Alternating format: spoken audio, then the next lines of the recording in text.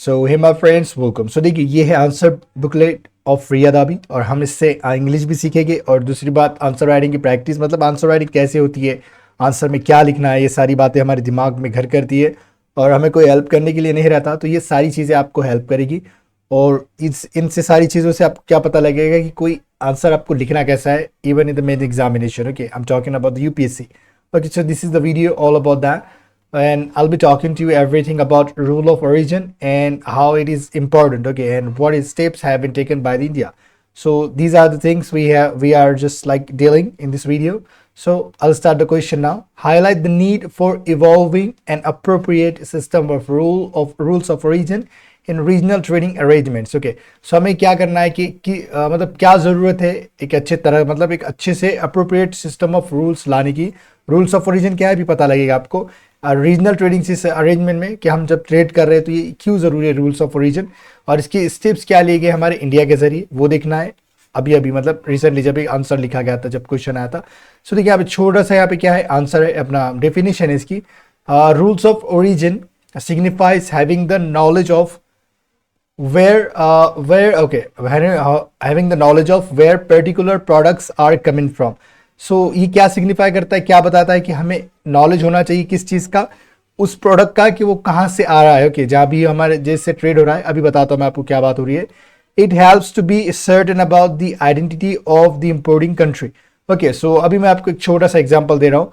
जैसे समझिए हमारा एक देश से अच्छा कनेक्शन है, जैसे समझिए यूएसए से। ओके, और ये हमारी कंट्री है और हम क्या कर रहे हैं, इनके साथ ट्रेड कर रहे हैं। और under like FTA, free trade agreement के जरिए हम इन पे ज़्यादा प्रोडक्ट्स पे इनकी ड्यूटीज़ भी नहीं लगती, ज़्यादा टैक्स वगैरह जो होता है इम्पोर्ट एक्सपोर्ट पर ड्यूटीज़ वगैरह हम नहीं लगाते। ओके, लेकिन क्या हो रहा है, हमारे पाकिस्तान के साथ अच्छे रिलेशन है, तो ये क्या कर रहा है, यूएसए को प्रोडक्ट दे रहा है और वही प्रोडक्ट क्या कर रहा है, यूएसए क्या कर रहा है, हमको बेच रहा है। तो यहाँ पे क्या है, रूल ऑफ ओरिजिन हमें क्या पता ही नहीं लग रहा कि ये प्रोडक्ट कहाँ से आ रहा है, पाकिस्तान से आ रहा है या फिर यूएसए से आ रहा है। तो इसी को जाहिर करने के लिए रूल ऑफ ओरिजिन होना ज़रूरी है कि भाई जो प्रोडक्ट हमारे देश में आ रहा है उसका हमें नॉलेज होना चाहिए कि कौन सा प्रोडक्ट कहाँ से बनकर आ रहा है। तो उसके कुछ ऐसे लिमिटेशन होते हैं, 40-50% आपके देश में बनना हो, बाकी के इनपुट्स आप कोई दूसरे देश से भी ले सकते हैं।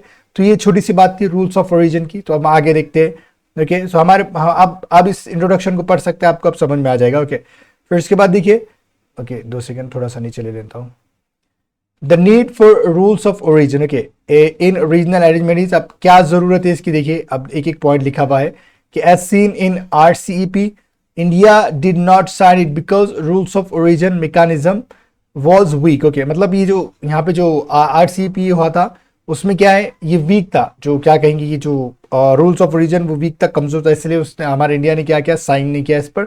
It would have led to flooding of markets with cheap Chinese products. Okay, so अभी क्या करेगा, मतलब चाइनीज मार्केट में जो चीप प्रोडक्ट्स बनते हैं वो हमारे देश में आ जाएगा और हमें पता नहीं लगेगा कि वहीं से आ रहा है। ऐसा अगर रूल्स वगैरह होगा, आप सर्च करके पढ़ सकते हैं इसके बारे में। Without rules of origin, okay आप देखते हैं क्या होगा without rules of origin. Countries like China can send their imports through the route of other countries. Example Vietnam. अब मैंने आपको ही बताया कि हम यूएसए से ट्रेड कर रहे हैं, तो समझिए यहाँ पे हम वियतनाम से ट्रेड कर रहे हैं। तो चाइना क्या करेगा, वियतनाम को पहले बेचेगा या फिर पहले दे देगा कि जाके इंडिया को बेच दो, और वो वियतनाम हमको बेचेगा कोई भी प्रोडक्ट और वो होगा लेकिन चाइना का। तो इसलिए ये जरूरी है रूल्स ऑफ ओरिजिन, ओके हम जस्टिफाई कर सकते हैं। इसलिए लोगों बता रहा क्वेश्चन में था कि evolving appropriate rules of origin needed. Okay, that's the question, so we are just like justifying every point here. Rules of origin helps to maintain transparency, okay and protects domestic manufacturers. तो क्या अब ये transparency यानी कि कहाँ से कोई product आ रहा है हमें वो पता रहेगा, और ये प्रोटेक्ट डोमेस्टिक मैन्युफैक्चरर, यानी कोई भी प्रोडक्ट्स कहाँ जैसे यूएसए का प्रोडक्ट हमारे पास बिक रहा है तो हम उसके साथ ना उसका प्राइस ऊपर नीचे कर सकते हैं कि वो हमारे डोमेस्टिक प्रोडक्ट यानी जो इंडिया है, जो चीज़ें बन रही है हमारे देश में, उससे उसका मैन्युफैक्चरर का उससे कॉम्पिटिशन बना रहे। ओके, मतलब हमारी भी चीज़ें बेचिए, बिके और वो भी दूसरे देश की भी। ओके, ये बात हो रही है। India has taken the following steps in this regard. So India के क्या क्या स्टेप है वो भी देख लेते हैं। देखिए, introducing the customs, okay administration of rules of origin under the trade agreement, okay rules 2020। तो ये जो इंट्रोड्यूसिंग द कस्टम्स रूल्स 2020 जो आया था, it has strict provisions to prevent misuse of rules. Okay, तो ये हमने बहुत सारे इसमें स्ट्रिक्ट प्रोविजंस ऐड किए कि अगर कोई इसका मिसयूज करता है तो पनिशमेंट मिलेगी। Okay, in various forms. And importer now will have to meet the prescribe originating criteria एंड possess a list of minimum information। और अब क्या करना होगा कि हम कुछ वहाँ पे जैसे हमने बोले ना कि 50% आपका इनपुट्स होना चाहिए जो भी प्रोडक्ट बन रहा है, और बाद में कोई देश से भी आप ले सकते हैं, कोई भी चीज़ ऐड करने के लिए कोई चीज़ बन रही है आपके देश में तो, और आपके पास इतनी चीज़ उसमें ऐड होनी चाहिए, फिर कोई दूसरे देश से भी कर सकते हैं।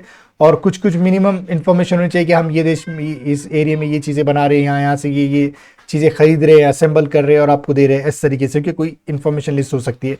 तो इस प्रकार क्या होगा, these rules will strengthen hands of customs in checking misuse of duty concessions under FTA। तो अब ये क्या करेगा, जो कस्टम्स लगता है, ड्यूटीज लगती है जो बाहर देश से जो प्रोडक्ट आते हैं, उसके अंदर जो लोग कंसेशन मांगते हैं कि कम थोड़ा हमारे को ड्यूटी लगाना है, कि मतलब जैसे कोई कंट्री हमको रिक्वेस्ट कर सकता है कि थोड़ा ड्यूटी जो हमारे प्रोडक्ट पे कम लगाओ, तो वो क्या होगा, उनको कम पैसा मतलब देना पड़ेगा फ्री ट्रेड एग्रीमेंट के अंडर। तो ये सारी बातें हो रही थी। ओके, सो उसका मिसयूज नहीं होगा, इसलिए भी हमने क्या कैसे और स्ट्रेंथन किए हैं। So this was the video. If you have enjoyed the video, if you have learn something new, what you have to do, you just have to hit the like button and just let me know what you think about this video. Okay, did you learn anything or not? And if you have learned something, so you just have to let me know in the comment section. I'm just talking a lot about that. Again, thanks for watching this video.